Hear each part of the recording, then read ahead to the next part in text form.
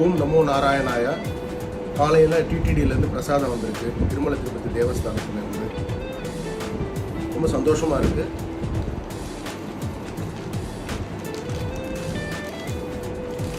ஓம் நமோ நாராயணாய. புரட்டாசி. ஓம் நமோ நாராயணாய.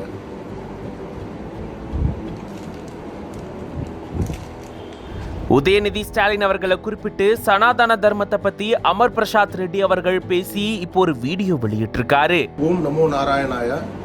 காலையில் டிடிடியிலேருந்து பிரசாதம் வந்திருக்கு, திருமலை திருப்பதி தேவஸ்தானத்துலேருந்து.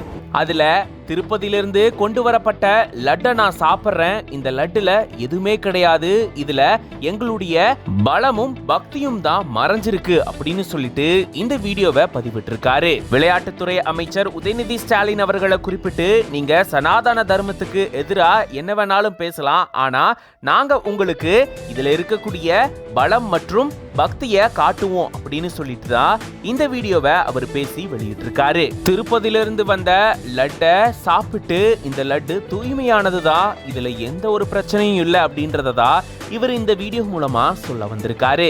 லட்டு பிரச்சனை விவகாரம் நாடு முழுக்க பூதாகரமா வெடிச்ச நிலையில இதுக்கு பல பேரும் கண்டனங்களை தெரிவிச்சிட்டு வந்திருந்தாங்க.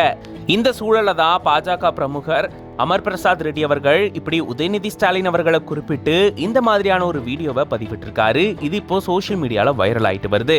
இது பத்தின உங்களோட கருத்துக்களை கமெண்ட்ஸ்ல சொல்லுங்க. மேலும் பல செய்திகளுக்கு பிஹைண்ட் வுட்ஸ் பேஜை ஃபாலோ பண்ணிக்கோங்க.